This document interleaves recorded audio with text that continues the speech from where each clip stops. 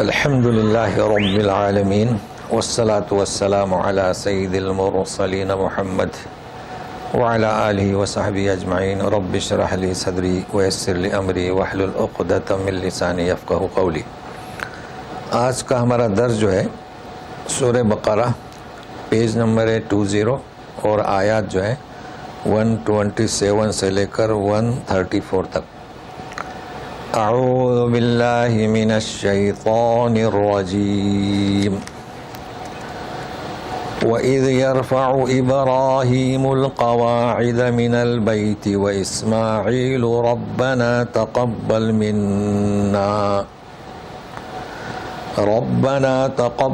مِنَّا إِنَّكَ أَنْتَ السَّمِيعُ الْعَلِيمُ۔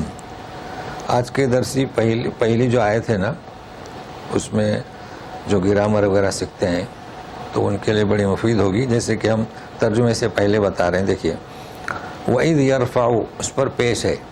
اب یہ پیش میں سمجھنے کے لیے، نہیں تو اس کے گرامر کی اصطلاح میں حالت رفع کہتے ہیں، یعنی رفع یعنی پیش۔ ابراہیم پر پیش ہے، القواعد پر زبر ہے تو اسے کہیں گے حالت نصبی، لیکن ابھی زبر بیت کے نیچے زیر ہے تو اسے کہیں گے حالت جری، لیکن ہم صرف اس وقت سمجھیں گے پیش زبر زیر بس، پھر وہ حالت وغیرہ بعد میں انشاءاللہ۔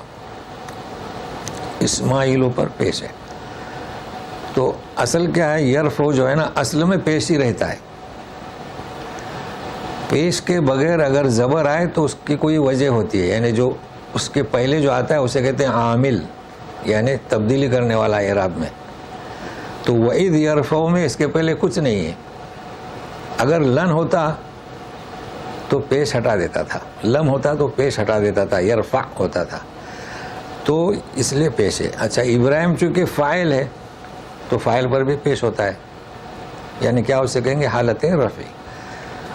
القواعد پر زبر ہے، یہ مفعول بھی، تو مفعول بھی ہمیشہ حالت نصبی میں اس پر زبر۔ تو مفعول بھی کسے کہیں گے؟ فاعل کا فعل واقع ہو۔ تو اب دیکھو ترجمہ کیسے کریں گے۔ ابراہیم علیہ السلام فاعل، فعل کیا؟ یرفو اٹھاتے تھے، القواعد دیواریں یا پتھر یا بنیادیں، تو ابراہیم علیہ السلام فاعل، ان کا فعل کس پر واقع ہوا؟ قواعد پر، اس لیے زبر۔ تو یہ تو آسان ہے سمجھنے کے لیے۔ اچھا، اب البیتو تھا تو یہ من حروف جارہ میں سے، من نے اسے زیر دیا۔ ہاں اچھا، اب وہ اسماعیل پر پیش ہے۔ اب یہ قرآن شریف میں آپ دیکھیں گے یہ بلاغت کہ فاعل پہلے بھی ہے ابراہیم اور آخر میں بھی ہے، آخر میں سے مراد بات جملہ جو ہے۔ تو ترجمہ کیا ہوگا؟ دو فاعل ہوئے، ابراہیم علیہ السلام اور اسماعیل علیہ السلام، ٹھیک ہے نا، ایک فعل یرفعو کے بعد تو دوسرا آخر میں۔ اب ترجمہ کیا کریں گے؟ وَإِذْ جب، اب جب وَإِذْ آیا تو یہ ایک ہی دفعہ ہوا، اب نہیں ہو رہا، وہ تو اٹھائے، اور وَإِذَا یعنی مستقبل، جیسے وَإِذَا جَاءَ نَصْرُ اللَّهِ، تو یہ وَإِذْ یعنی ایک دفعہ کا واقعہ کہ جب اٹھا بلند کیا ابراہیم علیہ السلام اور اسماعیل علیہ السلام۔ دیکھو یہاں آنا پڑے گا،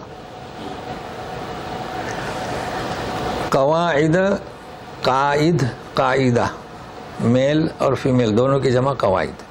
اب اس کا ترجمہ کیا کریں گے؟ کیا اٹھا رہے تھے؟ من البیت سے مراد خانہ کعبہ، اللہ کا گھر۔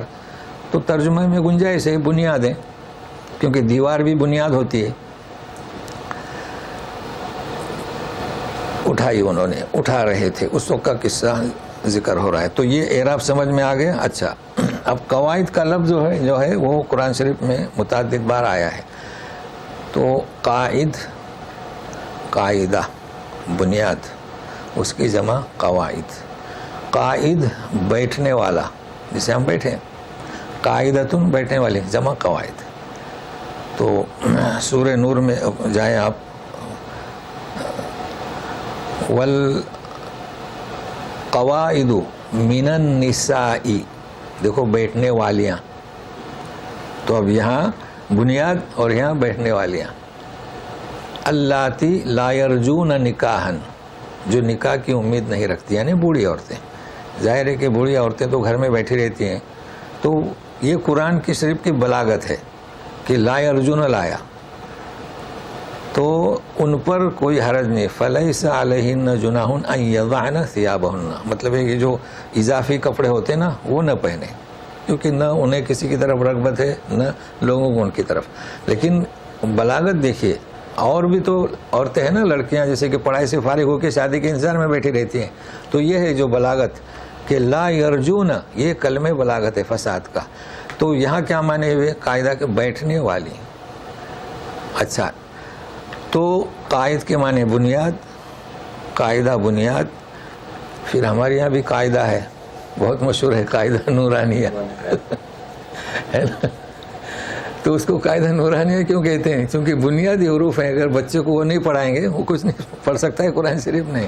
تو دیکھو قاعدہ نورانیہ تو استعمال ہوتا ہے. اچھا, یہ تو ایک اور چیز بتاؤں میں, اگر اس عین کو ہٹا دو اور یا کی شکل اور اوپر حمزہ تو کیا ہو گیا؟ قائد, مخرج نہیں. اب یہ تو قاعد, اور آپ کہیں گے قائد, تو فرق ہوا نا قائد. تو اس کے معنی کیا؟ یہ قائد کے معنی اپنے اردو میں مقدم یا مقادم آگے رہتا ہے. اور قرآن شریف میں فرعون کے بارے میں ذکر ہے کہ یقدم قومہ, فرعون آگے آگے رہے گا جہنم میں جاتے وقت. تو یہاں پر استعمال ہوتا ہے جیش, اس کو کیا بولیں گے؟ ملٹری کہتے ہیں نا جی. اس کا جو قائد ہے وہ قائد, تو وہاں عین نہیں ہے, قائد یعنی مقدم مقادم. تو اس طریقے سے ہے.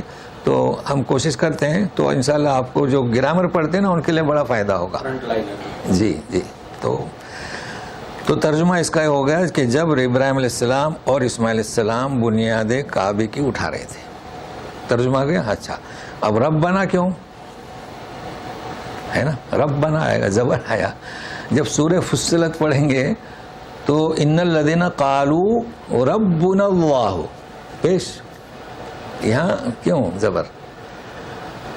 تو جنہوں نے کہا, بات ختم ہو گئی. کیا کہا؟ تو مبتدا, ابھی مبتدا کا آپ کیا کہتے ہیں نا, انہوں نے جو کہا وہ اسٹارٹ ہو رہا ہے ربنا اللہ, کوئی عامل نہیں ہے. تو ہمارا رب اللہ, کیا کہہ رہے ہیں وہ؟ ہمارا رب اللہ, مبتدا اور خبر. اور یہاں وہ بات نہیں ہے, پہ زبر آیا. تو اس کا ترجمہ آپ دیکھیں, اے ہمارے رب. تو یہ یہاں کیا ہے؟ یا رب بنا.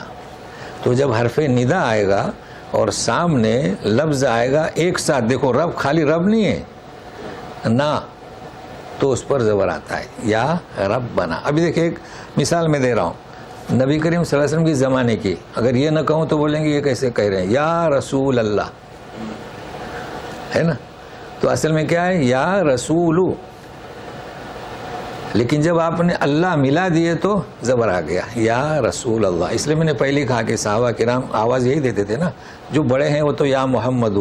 اب دیکھو یا محمد, کیوں؟ تو آگے کوئی لفظ نہیں ہے, تو اسے بھی ذہن میں رکھنا. تو انشاءاللہ آستے آستے. اب یہ کہ ربی بھی ہے تو وہ کیوں؟ تو آج نہیں ہے نا, رب اغفر لی, رب لا تذرنی, تو وہ پھر انشاءاللہ. تو اس طریقے سے ایک ایک قاعدہ آپ کے ذہن میں رہے گا اور آسان کر کے بتاؤں گا. تو یہ کیا ہے, جب مشق ہوتی ہے نا قرآن سے, اب بجائے دنیا کی مثالیں لو, جاء زید ضرب زید بکرا, تو اس سے یہ اچھا ہے. اب دعا مانگ رہے تھے دونوں, یعنی اب سنیے, بنیادیں اٹھا رہے ہیں, اللہ کا حکم ہے, مگر کیا کہہ رہے ہیں؟ ربنا تقبل منا. اللہ تعالیٰ کا حکم ہے, آپ بنیادیں اٹھا رہے ہیں, لیکن پھر بھی کہہ رہے ہیں تقبل منا. تو یہ کیا بات ہوئی تقبل منا؟ ایک چیز یہ, انک انت السمیع العلیم, تو خوب سننے والا خوب جاننے والا ہے. اب یہ کیا چیز ہوئی؟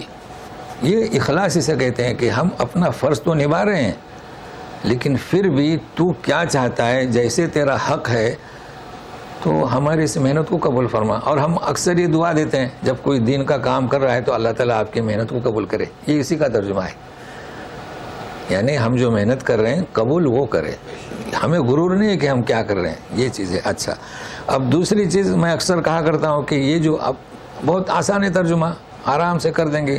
السمیع خوب سننے والا, العلیم خوب جاننے والا, مگر اس کی نسبت کیا ہے یہاں سے؟ ہر جگہ پر وہ الگ الگ معنی دیتا ہے. بھائی دیکھیے, سمیع یعنی سب سنتا ہے, علیم سب جانتا ہے. تو یہاں جو انسان سن رہا ہے وہ تو جانتا ہے, ابھی آپ سن رہے ہیں تو جانتے ہیں میں کس طرح بیان کر رہا ہوں. تو یہاں پر وہ دونوں یہ کہہ رہے ہیں کہ تو سنتا تو ہے، ہم کہہ رہے ہیں ربنا تقبل منا، لیکن علیم ہمارے دلی جذبات کو بھی تو جانتا ہے، یہ چیز انسان میں نہیں ہے۔ میں آپ کے جذبات کو، آپ میرے جذبات کو ہم نہیں سمجھ سکتے۔ تو یہ ہے اس کے اندر کیا کہتے ہیں قرآن شریف جو ہے نا، میں اکثر میں کہتا ہوں کہ تدبر، غور و فکر، تو اس طریقے سے۔ تو اب ہم چونکہ سامعین کا خیال رکھتے ہوئے مختصر رکھتے ہیں، اور یہ سنت الہی ہے کہ بتدریج تھوڑا تھوڑا، تو انشاءاللہ آپ کو اس سے بڑے فوائد ہوں گے انشاءاللہ۔ اب دیکھیے ربنا، اب یہ ربنا کا ترجمہ کیا کریں گے، آپ کو قاعدہ ہم نے بتلا دیا، اے ہمارے رب، اور زبر کیوں؟ چونکہ آپ نے کہا کہ یا ربنا، تو اس طریقے سے آسان ہوگا۔ تو سنیے، ربنا واجعلنا مسلمین لک ومن ذریتنا امة مسلمة لک وارنا مناسکنا وتب علینا انک انت التواب الرحیم۔ اب دیکھیے ہم پہلے کہہ چکے ہیں کہ رکنا کہاں، اٹھانا کہاں۔ اب دیکھیے امتم مسلمۃ لک، بات پوری ہو گئی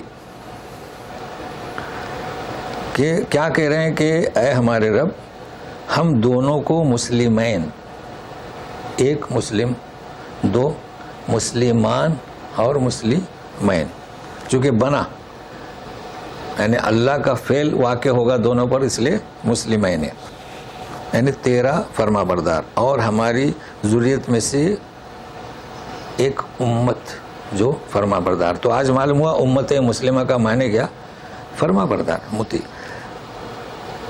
اب یہاں بات ختم ہو گئی۔ اب دوسری بات، وَأَرِنَا مَنَاسِكَنَا، بنا اور سکھا۔ وَأَرِنَا مَنَاسِكَنَا یعنی کیا، مناسک کسے کہتے ہیں؟ ویسے عام طور پر یہاں مشہور ہے حج کے مناسک اور قربانی، لیکن کوئی بھی عبادت تو ارنا دکھا یعنی کیا، سکھا۔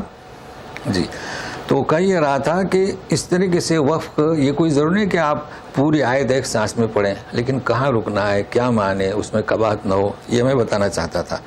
وَتُوبْ عَلَيْنَا ہماری طرف متوجہ، اس لیے کہ تو خوب اچھی طریقے سے توبہ کو قبول کرنے والا اور رحم کرنے والا ہے۔ اب یہاں پر وہ کہہ رہے ہیں کہ ہمیں بنا مسلمین، تو مسلم کے معنی ہمارے یہاں مشہور ہے کہ اسلام کے دائرے میں داخل ہے، لیکن مسلم کے معنی کیا، مطیع، فرما بردار۔ تو اطاعت کے، فرما بردار کے، تیرا فرما بردار، لیکن دوسرا جملہ ہے ہماری ذریت، نسل، امتم مسلمۃ لک، امت مسلمہ، اور ہم کیا کہلاتے ہیں، امت مسلمہ۔ تو پھر نام کس نے رکھا؟ سنتے ہیں نا کہ سماکم المسلمین، ہے نا۔ تو آج کا درس جو ہے اسی پر ہے کہ امت مسلمہ اور مسلم اور ابراہیم علیہ السلام۔ سنیں، نبی کریم صلی اللہ علیہ وسلم سے پوچھا گیا قربانی کیا، بولے سنت ابیکم ابراہیم۔ تو جس طریقے سے ہم نے یہودیوں کی تاریخ بتلائی، تو آج کا موضوع رہے گا امت مسلمہ ملت ابراہیم۔ تو انشاءاللہ ساتھ میں رہیے گا۔ تو امت مسلمہ یعنی کیا، فرما بردار۔ کون دعا مانگ رہے ہیں؟ ابراہیم علیہ السلام۔ تو اب یہ کہاں تک پہنچے؟ بنی اسرائیل میں کئی انبیاء آئے، اب یہ کون سی امت ہے ہماری؟ امت مسلمہ۔ کس کی دعا کا مصداق؟ مصداق تو آپ لوگ سمجھتے ہیں، کئی دفعے ہوا ہے لفظ، یعنی یہ ہے امت مسلمہ۔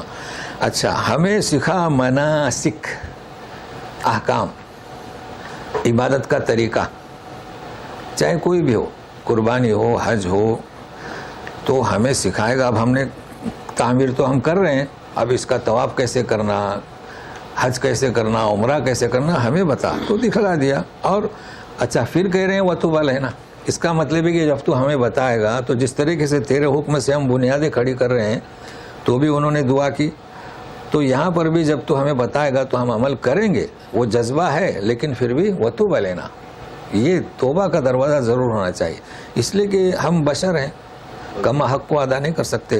اِنَّكَ أَنْتَ التَّوَّابُ الرَّحِيمُ۔ اچھا، دو آیتیں ہوئی، دعا چل رہی ہے، ربنا وابعث فیہم رسولا منہم یتلو علیہم آیاتک ویعلمہم الکتاب والحکمہ وَيُعَلِّمُهُمُ الْكِتَابَ وَالْحِكْمَةَ وَيُزَكِّيهِمْ إِنَّكَ أَنْتَ الْعَزِيزُ الْحَكِيمُ. اے ہمارے رب بھیج ان میں امت مسلمہ ذریت ایک رسول انہی میں سے، رسولاً انہی میں سے، یتلو علیہم آیاتک تیرے آیتوں کی تلاوت کرے. تو آیتیں اتری پڑھ کر وہ سنائے گا. اب اس پر اکتفا نہیں، وَيُعَلِّمُهُمُ الْكِتَابَ وہ کتاب کو سکھائے، یعنی کیا تعلیم. تو صرف تلاوت نہیں، تلاوت کا تو پہلا درجہ ہے نا بھائی، ناظرہ سے لے کے کہاں کما حقہ. والحکمہ، اب حکمت کیا ہے بھائی؟ حکمت کی تعریف آپ جانتے ہیں، ہر چیز کو اس کا حق دینا. جی اب جیسے کہ کئی بار یہ حکمت کا لفظ آئے گا، بالکل واضح ہے کہ ہم نے حکمت دی کہ اللہ تعبدو الا ایہ، تو اللہ کی عبادت کرنا یہ بھی حکمت ہے، اور کسی کا حق نہیں. تو یہاں پر حکمت کیا ہے کہ اس کتاب کو آپ پڑھ کر سنائیں گے، یعنی کوئی ابراہیم علیہ السلام دعا کر رہے ہیں کہ وہ شخص جو آئے گا تو وہ کتاب کی تلاوت کرے گا، سکھائے گا. اور حکمت یعنی اس آیت کا کما حق و حق ادا کرنا. تو کیا ہوئی؟ حدیث. اب یہ لوگ ترجمہ کرتے ہیں حکمت سے مراد حدیث، مگر کیا حدیث؟ بس حدیث. تو چونکہ نماز کس طرح پڑھنا، سورہ فاتحہ کس طرح پڑھنا، یہ ساری چیزیں نبی کریم صلی اللہ علیہ وسلم نے بتلائے ہیں نا، اس کا نام ہے حدیث. اب صرف حدیث پڑھیں تو ٹھیک ہے، یاد کر لیں گے، لیکن وہ تدبر نہیں ہوا. اب آپ کو انشاءاللہ ہمیشہ یاد رہے گا کہ ہمیشہ لوگ حکمت کے معنی حدیث کیوں کرتے ہیں. اچھا کچھ لوگ قبول نہیں کرتے ہیں کہ یہ زیادتی کر رہے ہیں، مبالغہ کر رہے ہیں، یعنی جو لوگ زیادہ استعمال کرتے ہیں حدیث کا لفظ. ایسا نہیں ہے، یہ احادیث ہی ہیں بھائی. نبی کریم صلی اللہ علیہ وسلم نے ہر چیز پر عمل کر کے بتایا، تو حکمت ہوئی نا. تو حدیث ہی ہیں، تو حدیث اور حکمت ایک ہی چیز ہوئی. اچھا وَيُزَكِّيهِمْ یہ کیا بات ہے؟ تزکیہ. دیکھیے انسان کلام پاک کی تلاوت کر رہا ہے، تعلیم و تدریس بھی کر رہا ہے ایسے پوری دنیا میں پائے جاتے ہیں، بلکہ ہم سے بھی زیادہ محنت کر رہے ہیں اور احادیث پر بھی عمل کر رہے ہیں، مگر کیا ہے؟ تزکیہ نفس نہیں ہے.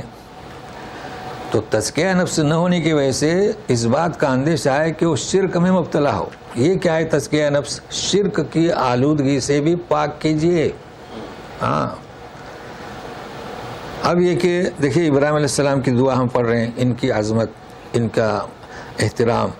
اب اگر ہم نے انہیں کو وسیلہ بنا لیا، کہ مثال دے رہا ہوں، تو تزکیہ نفس نہیں ہوا، تو شرک کی گنجائش ہوئی نا. تو یہ بھی بتلائیے، تو نبی کریم صلی اللہ علیہ وسلم نے تزکیہ نفس بھی کروایا ہے.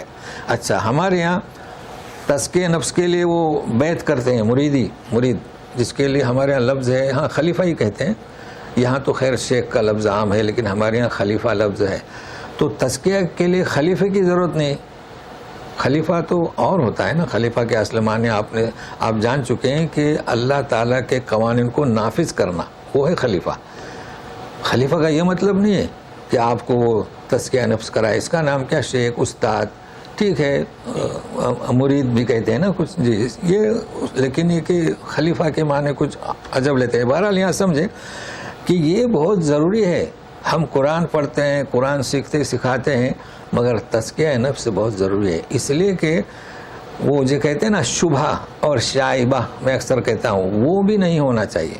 اور یہ خاص کر آپ کتاب لیں گے شیخ عبدالجیلانی کی، شیخ عبدالقادر جیلانی، انہوں نے ایک نہیں 2 بار لکھا ہے کہ شرک کے شبہ سے بھی بچیے. اور یہ کتابیں وہ لوگ بھی پڑھتے ہیں مگر وہ شرک میں مبتلا ہے. شیطان نے کیا کیا؟ زین الشیطان و عمل، ان کے اعمال کو خوشنما کر کے دکھایا کہ نہیں یہ تو اللہ کے دوست ہیں، ان کے نظروں میں یہ جائز ہے. وہ سمجھتے ہیں کہ یہ شبہ میں نہیں. تو بہرحال ایک میں نے ضمناً بات بتا دی، یہ اس لیے کہ آپ انہیں بتائیں، ان لوگوں کو اس تزکیہ نفس کریں. اس لیے کہ تو عزیز اور حکیم ہے. اتنی دعا مانگنے کے بعد کہتے ہیں کہ تو عزیز اور حکیم ہے، ہم تیری طرف آ رہے ہیں. اب یہاں بھی درس ہے، کسی اور سے نہیں مانگ رہے ہیں کیونکہ کسی اور سے مانگیں گے، کسی اور سے دعا کریں گے یا اس کا وسیلہ لیں گے تو وہ عزیز نہیں. عزیز کسے کہیں گے؟ کہ جو فیصلہ کرتا ہے اس کے فیصلے کو نافذ ہونے سے کوئی نہیں روکتا. اور حکیم بھی ہے، اس لیے کہ جو بھی اللہ تعالیٰ فیصلہ کرتے ہیں وہ علم اور حکمت کی بنیاد پر کرتے ہیں، تو اس سے مانگ رہے ہیں. تو یہ اس میں درس ہے. اب یہاں پر میں وہ حدیث بتاؤں کیا فرمایا دعا کی. ان میں ایک رسول بھیج. کون ہے اس کا مصداق؟ نبی کریم صلی اللہ علیہ وسلم فرماتے ہیں کہ میں ابراہیم کی دعا، عیسی ابن مریم کی بشارت اور میری والدہ آمینہ کے خواب کی تعبیر. تو عیسی ابن مریم تو آپ جانتے ہیں، مبشرم برسول یأتی من بعدی اسمہ احمد، بشارت دی اور یہ اہم ہے. دعا کی تو اللہ تعالیٰ نے بھیجا اور ہم کیا ہے اب امت مسلمہ ہے الحمدللہ. اور حضرت آمینہ نے ایک خواب دیکھا تھا کہ ان کے جسم سے نور پھیل رہا ہے، نور نکل رہا ہے. تو یہ ہے وہ چیز. اب ایک ظاہر ہے کہ ہم وہ اختلاف جو مستند روایتیں ہیں اس سے ہم کنارہ کشی اختیار کرتے ہیں، پھر بہت کچھ کتابوں میں لکھا ہوا ہے لیکن ہم اس سے بچنے کی کوشش کریں گے.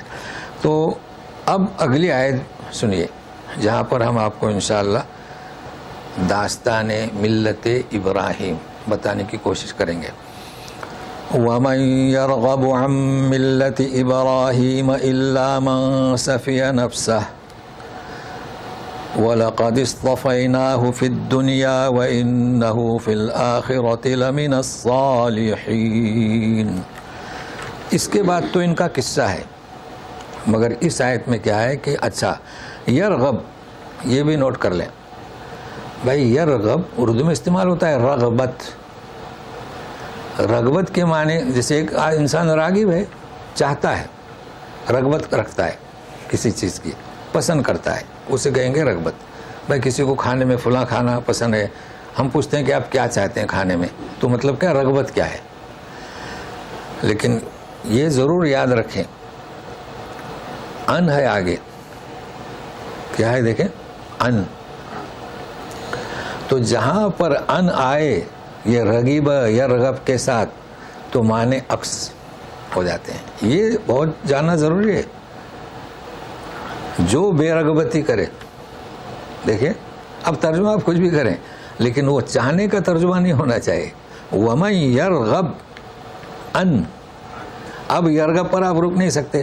اگر آپ وَمَن يَرْغَبْ پر رک گئے تو ان اس کے ساتھ ہے، رکنا ہی نہیں چاہیے بلکہ وَمَن يَرْغَبُ ان.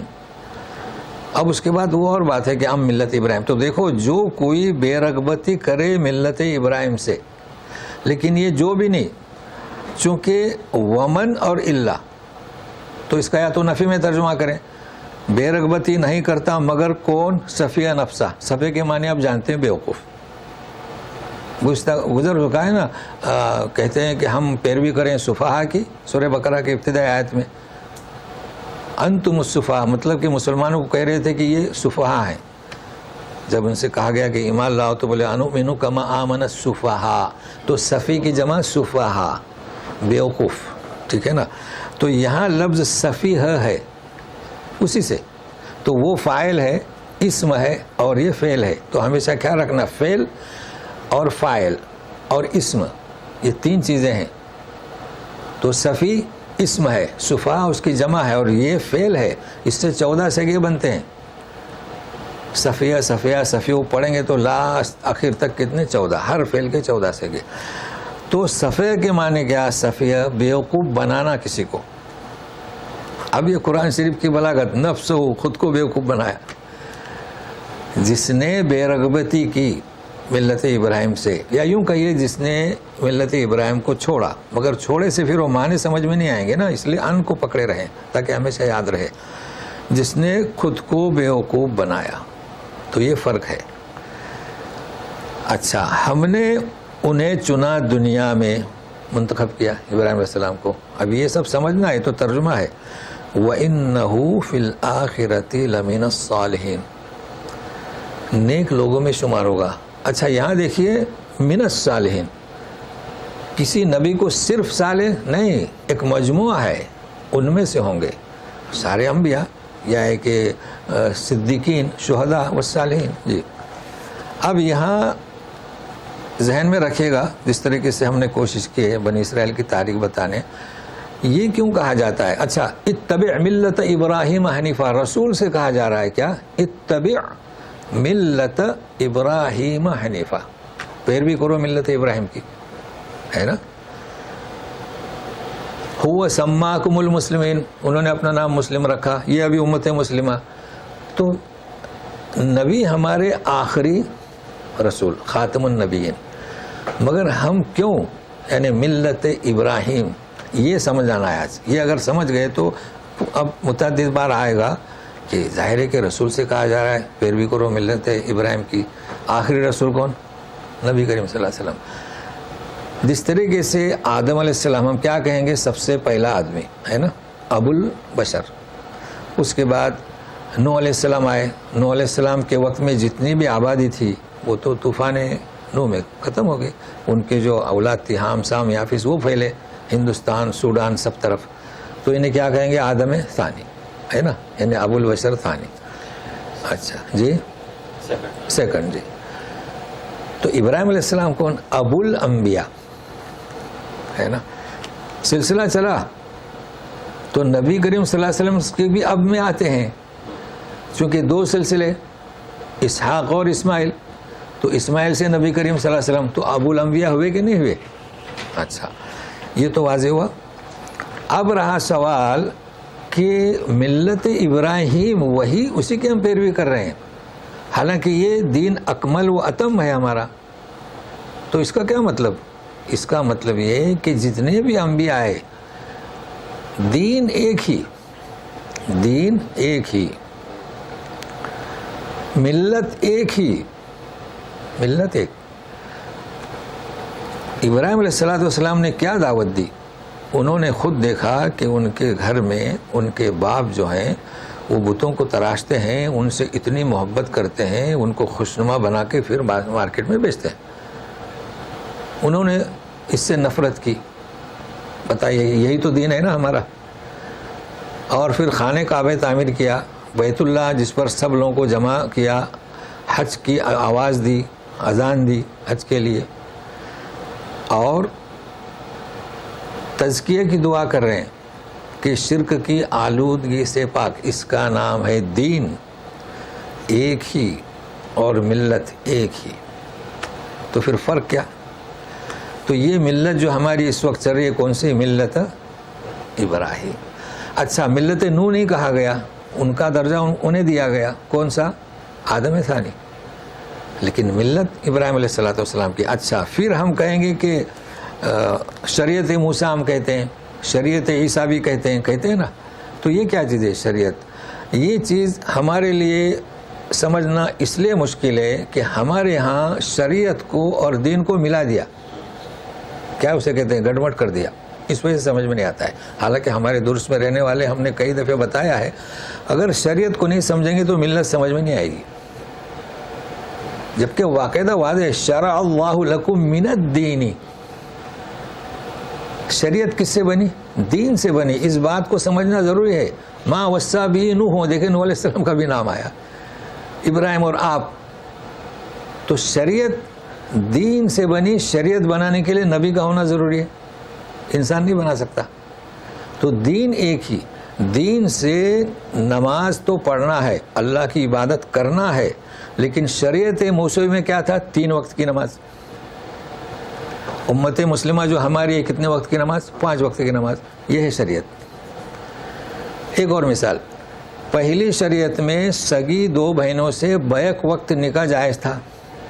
اب ہماری شریعت میں بیک وقت نہیں، بلکہ یا تو اسے طلاق دیں یا اس کے کیا وفات پا جائے تو سالی سے نکاح ہو سکتا ہے. سالی کہیں گے نا جی. تو یہ جی ہاں رولز، شریعہ ہے نا رولز جی، قانون. ہاں اب آپ بتائیے کہ یہ شریعہ کب سے بنی؟ اس وقت سے نبیوں کے ذریعے سے بنتی آ رہی ہے. تو اب کیا ہے ہمارے یہاں جو تصور ہے نا، لوگ مذہب کو بھی شریعت سمجھتے ہیں. مذہب اور چیز ہے. مذہب کب ہوا؟ نبی کریم صلی اللہ علیہ وسلم کے وقت بھی یہ مذاہب نہیں تھے, صحابہ کے وقت میں بھی نہیں تھے. تو مذہب کا مطلب کیا, اس کی نسبت کہاں ہوگی, کسی امام کی طرف, شخص کی طرف. تو مذہب کا مطلب کیا, وہ خلاف نہیں ہے, صرف یہ کہ نبی کریم صلی اللہ علیہ وسلم سے جو احادیث, جو عمل, جیسے کہ کبھی کبھی ایسا ہوتا ہے, اس کی ایک میں مثال دیتا ہوں. لیکن اگر آپ کو مسئلہ معلوم ہے تو, اگر مسئلہ معلوم نہیں ہے تو اکثر میں کہا کرتا ہوں کہ بھائی شافعی اور حنفی ہو, نام کے شافعی اور حنفی, پتہ ہی نہیں کیا ہے, بس اب پیدا ہوئے شافعی تو شافعی, حنفی تو حنفی. تو میں ایک مثال دیتا ہوں. تو اماموں نے اس میں سے ایک چیز کو اختیار کیا, ایک چیز کو اختیار. تو میں بالکل یہ مثال جو ہے بہت اچھی ہے, واضح, اور میں بھی اس مثال پر جمع رہا, بڑی محنت کیا. تو کہتے نا مجھے میرا ذہن کھل گیا, چونکہ ہم بھی تو پیدا ہوئے کہاں, جہاں شافعی, پڑھائی ہماری ہوئی جہاں حنفی. تو سنیے غور سے. نبی کریم صلی اللہ علیہ وسلم جب نماز پڑھتے تھے شروع میں, یعنی ابتدا میں, تو سجدہ جیسے کہ پہلی رکعت کے بعد 2 سجدے کیے تو کیسے اٹھیں گے, تو آپ سیدھے اٹھ جاتے تھے, یعنی بغیر ہاتھ ٹیکے. یہ حدیث ہے, اس کا نام کیا, حکمت. تو لوگ اسی طرح اٹھتے تھے. اب ظاہر ہے کہ جو باہر سے جاتے تھے نا صحابہ, شام سے ادھر ادھر تو رہتے تھے نا 40 دن, 4 مہینے, اس وقت تو رہنا بہت آسان تھا. تو انہوں نے یہ روایت کی کہ میں نے دیکھا کہ آپ جو ہے, غور سے سنیے, کیا دوسری رکعت کے لیے جب اٹھتے ہیں تو سیدھا سجدے سے اٹھ کر, ہاں, اب آپ کی عمر ہو گئی. تو پھر ایک صحابی نے روایت کیا کہ نہیں, میں تو 40 دن تھا, وہ 40, میں بھی تھا, آپ صلی اللہ علیہ وسلم تو ٹیکا دے کر اٹھتے تھے. اللہ اللہ, دیکھیں اب 2 روایتیں جمع ہو گئی نا. اب ہم لوگ لڑتے ہیں. ہم لوگ کیوں لڑتے ہیں, چونکہ امام ابو حنیفہ نے انہیں کون سی حدیث پہنچی, جوانی میں, جوانی کی, جو صحابی نے روایت کی نا, وہ تو ڈائریکٹ اٹھتے تھے, ڈائریکٹ ہی نا, بغیر ٹیکا دیے. اور شافعی کو کون سی روایت پہ پہنچی, وہ پہنچی, تطبیق کوئی نہیں دے رہا ہے. ہم لوگ پریشان. تو شیخ بن باز کی کتاب میرے ہاتھ میں لگی, وہ کہتے ہیں کہ یہ تو جوانی کا عالم تھا, یہ بڑھاپے کا عالم تھا. تو کہتے ہیں کہ تم سے اگر ڈائریکٹ اٹھ سکتے ہو تو اٹھو, ورنہ ٹیکا دو, بات ہی ختم ہو گئی. لیکن آج کل تو ہم لوگ اس طرح سے چنے اور مرمرے کھانے والے نہیں ہیں نا. آپ کوشش کریں, بغیر ٹیکا دیے ہوئے نہیں اٹھ سکتے, کوشش کریں, اٹھ سکتے ہیں نہیں, تو ہم تعاون لیتے ہیں. تو یہ ہے اصل میں مسئلہ. تو اماموں نے کیا کیا, جس کو جو حدیث ملی اسے اختیار کیا. اب آپ بتائیے, آپ کبھی ٹیکا دے رہے ہیں, کبھی نہیں دے رہے ہیں, تو حدیث پر عمل ہوا کہ نہیں ہوا. تو یہ ذہن سے اس چیز کو نکال دیں, مگر اس کے لیے ٹائم جائے گا, یہ مطالعہ کرنا پڑے گا. تو ائمہ نے جو مقرر کیا ہے وہ کوئی تفرقہ کے لیے نہیں مقرر کیا ہے. تو یہ میں نے ایک مثال دیا.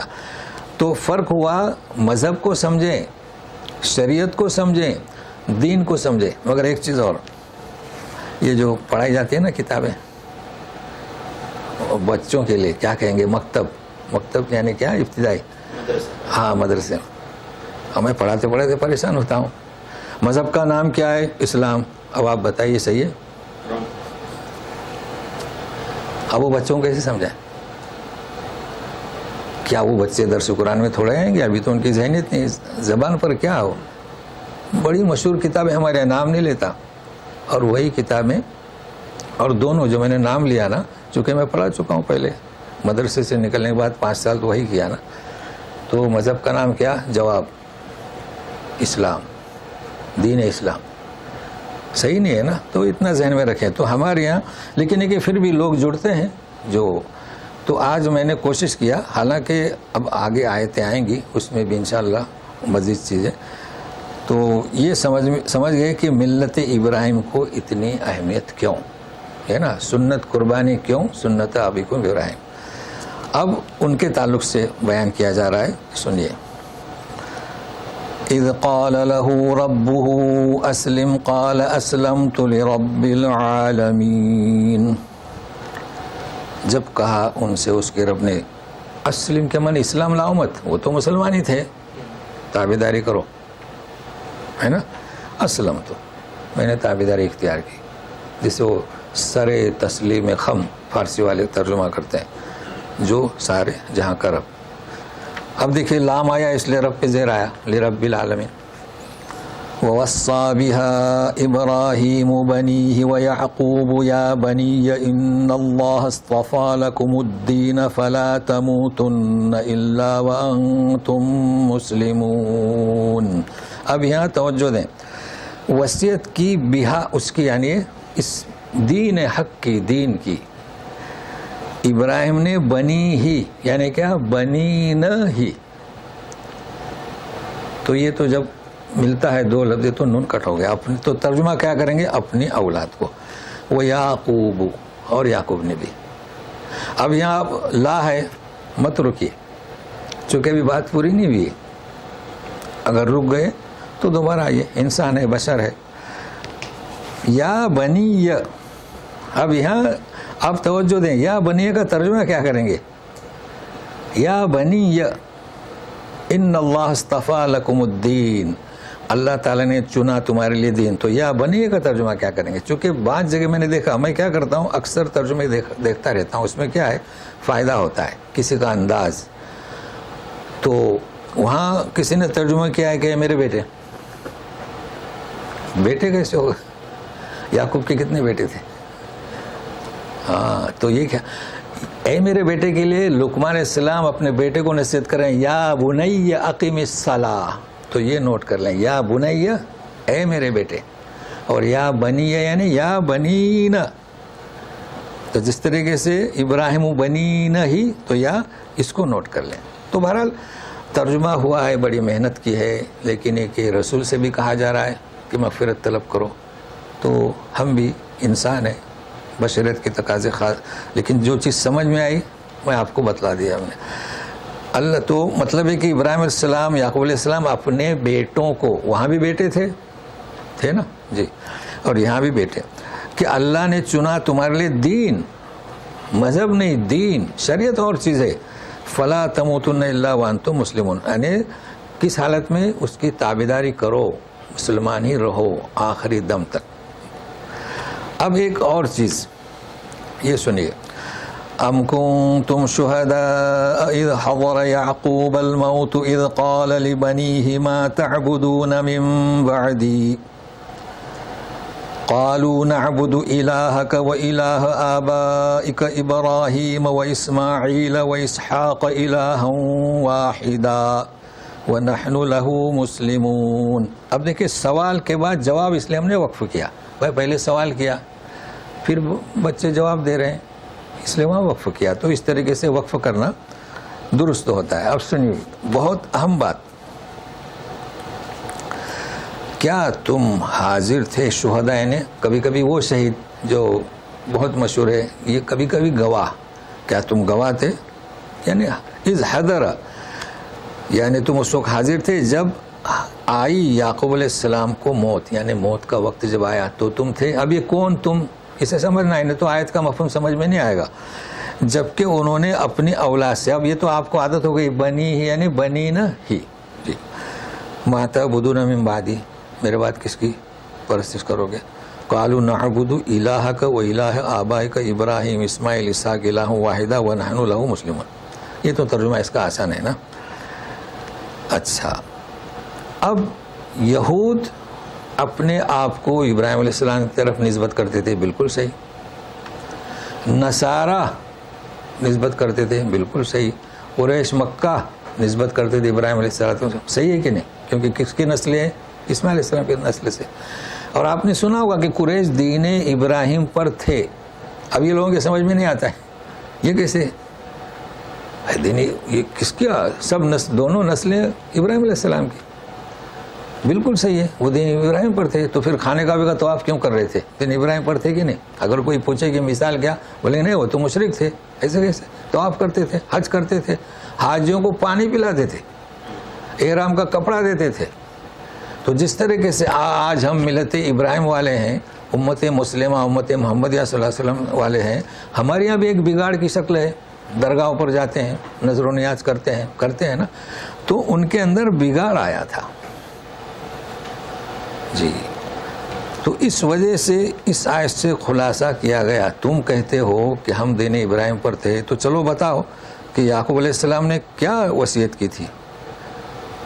تو وہ یہ کہتے تھے کہ یہود ہی صحیح ہیں، نصارہ ہی صحیح ہیں. تو کہاں لکھا ہوا ہے؟ وہاں لکھا ہوا ہے کہ کس کی؟ تو الہ کا و الہ آبائی کا ابراہیم و اسماعیل و عیسیٰ کا الہ ہوا ہے، ایک ہی وَنَحْنُ لَهُ مُسْلِمُونَ، اور ہم اسی کے تابعدار ہیں. اچھا، اب اتنی وضاحت کے بعد جو اہم نقطہ یعنی اتفاق سے اسی آیت کے ساتھ آیا، تِلْكَ أُمَّةٌ قَدْ خَلَتْ لَهَا مَا كَسَبَتْ وَلَكُمْ مَا كَسَبْتُمْ وَلَا تُسْأَلُونَ عَمَّا كَانُوا يَعْمَلُونَ. یہ امتیں. اب یہاں امت کے معنی کیا کریں گے؟ امت کے معنی قوم بھی آتا ہے، امت کے معنی جماعت بھی آتی ہیں. قد خلت گزر چکی، خلت فیمیل کا صیغہ، لہا ما کسبت ولکم ما کسبتم، جو کچھ انہوں نے کیا ان کے لیے، اگر نیک اعمال کیے تو اس کا ثواب انہیں، بد کیے تو اس کا وبال ان پر. ولکم ما کسبتم، تم جو کرو گے وہ تمہارے لیے. ولا تسألون عما كانوا يعملون، تم سے یہ نہیں پوچھا جائے گا جو کچھ وہ کرتے تھے. تو اس کی روح کیا ہے؟ اصل میں اس کی روح یہ ہے کہ تم کہتے ہو کہ ہم ابراہیم کی نسل سے ہیں، اور تم بھی کہتے ہو اور تم بھی کہتے ہو، تینوں ہوئے یہود، نصارہ اور مشرکین مکہ. ہم تو کہتے ہیں کہ ہم ملت ابراہیم سے ہیں. تو ملت یعنی کیا؟ دین خالص، ملت ابراہیم حنیفہ.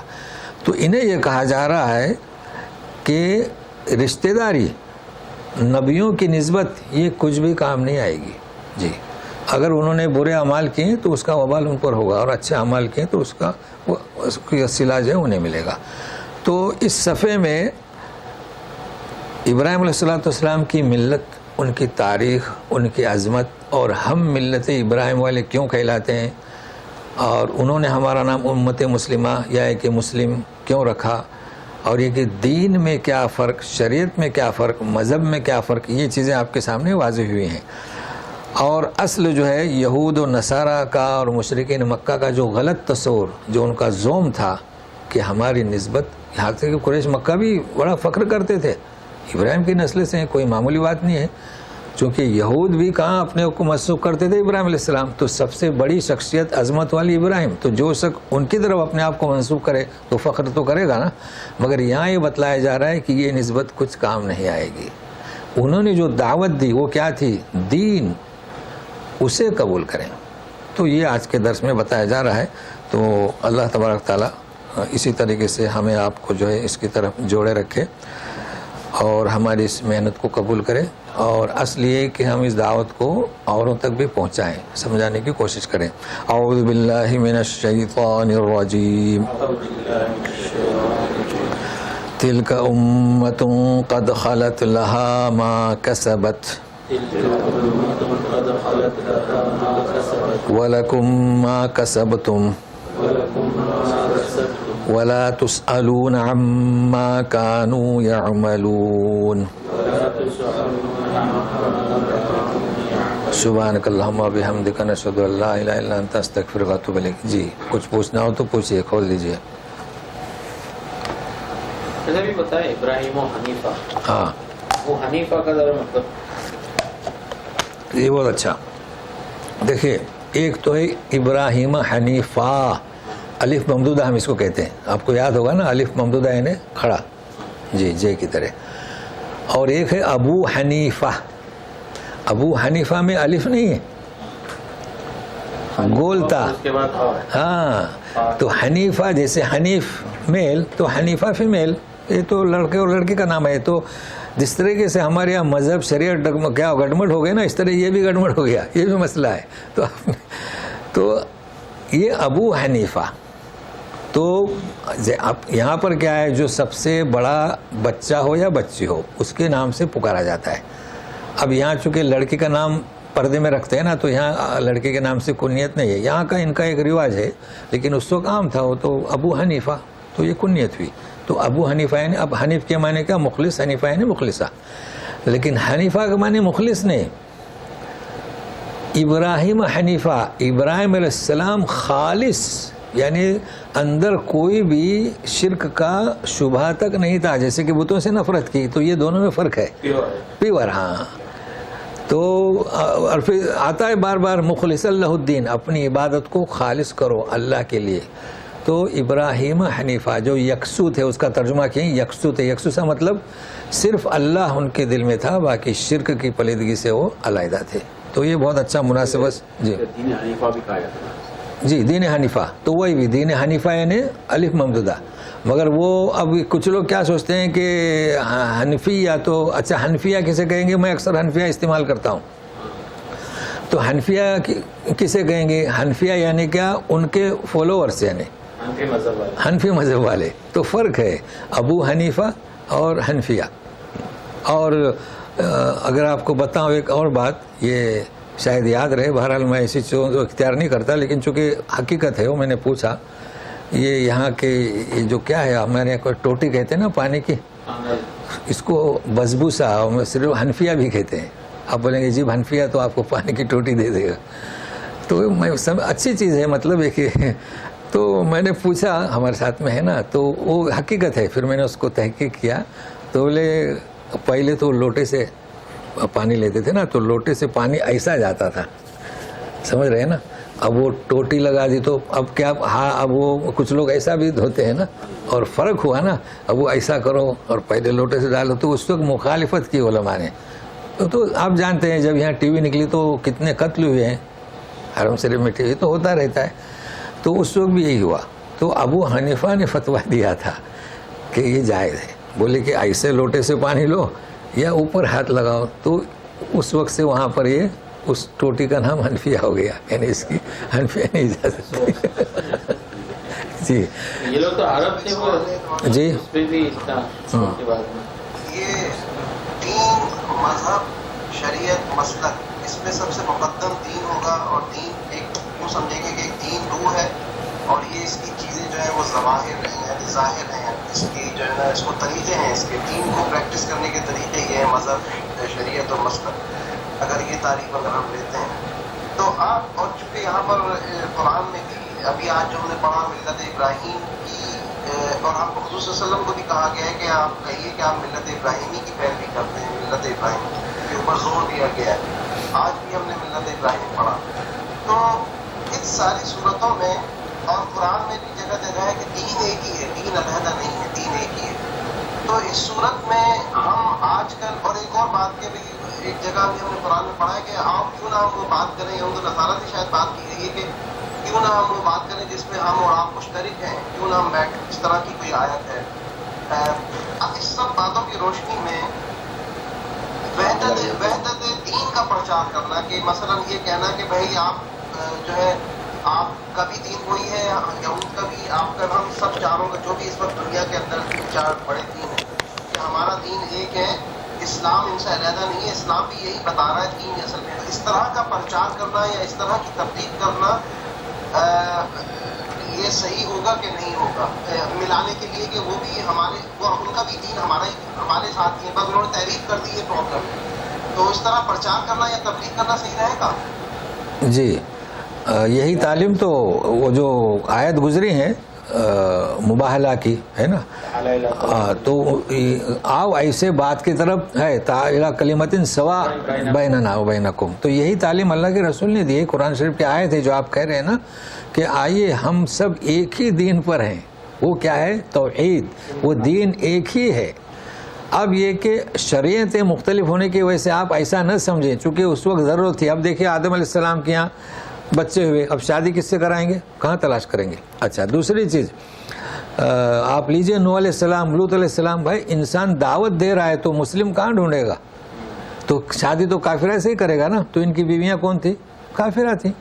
تو یہ شریعت کے بڑے فوائد ہیں. اللہ تعالیٰ حکیم ہیں، تو امت کے لوگوں کے فائدے کے لیے ایسے قوانین شریعت بنائے. اب یہ شریعت نہیں رہی تو بالکل صحیح ہے، آپ یہ دعوت دیتے رہیں، اور اسی وجہ سے آج ہم نے اس موضوع کو اختیار کیا. مگر ہمارے یہاں کیا ہے، یہ چیز سمجھانا بہت مشکل ہے. مشکل اس کے لیے پہلے ہی وہ درس قرآن سے نفرت دلائی گئی ہے. یعنی جو کام شیطان کر رہا ہے نا، اس نے کہا ہے، وہ تو آیتیں آپ جانتے ہیں، میں انہیں گمراہ کروں گا آگے سے پیچھے سے اوپر سب، اس نے وعدہ کیا. یہی ہمارے یہاں، اگر میں کہتا ہوں کہ بھائی یہ قرآن شریف تو سب کے لیے ہے، غیروں کے لیے بھی ہے، تو آپ کیوں اس سے نفرت دلا رہے ہیں؟ تو بہرحال یہ بھی میں نے کہا، جو میں نے تجربہ مجھے جو ہے کہ مذہب کے نام پر لوگ جو ہیں وہ بہت پریشان ہیں، تو آپ محنت کریں، انشاءاللہ لگے رہیں. جی بالکل صحیح. جی اب وہ انگلش میں تو لیکن سمجھتے، ہاں جی ہاں وہ تو سمجھ گئے، تو بولیے زور سے. جی کوڈ آف کنڈکٹ. جی جی شریعت. جی چلے اور کچھ؟ ماشاء اللہ. تو ابھی آپ کے یہاں اذان کب ہوتی ہے جمعہ کی؟ ابھی ٹائم ہے نا؟ میں آ گیا ہوں ادھر. اچھا ماشاء اللہ. 4-5 دن ہو گئے. ہاں لیکن ابھی تو 15 منٹ کی وجہ سے لوگ سن رہے ہیں، کیونکہ 1:30 بجے اذان ہوتی ہے جمعہ کی. جی جی تو اب تو یہ تو یہاں پہ سنا ہے کہ 12:30 بجے 1 بجے ختم ہو جاتی ہے نماز. نہیں، کبھی ہم تو گزشتہ 12:30 کو ہی باہر نکل گئے، 12:07 پہ اذان ہوئی اور 30 تک فارغ ہو گئے. جی تو دعا کریں، انشاءاللہ 1-2 جمعہ کے بعد پہنچتے ہیں پھر اسلامک سینٹر، تو پھر ملاقات ہوگی. والسلام علیکم ورحمۃ اللہ وبرکاتہ.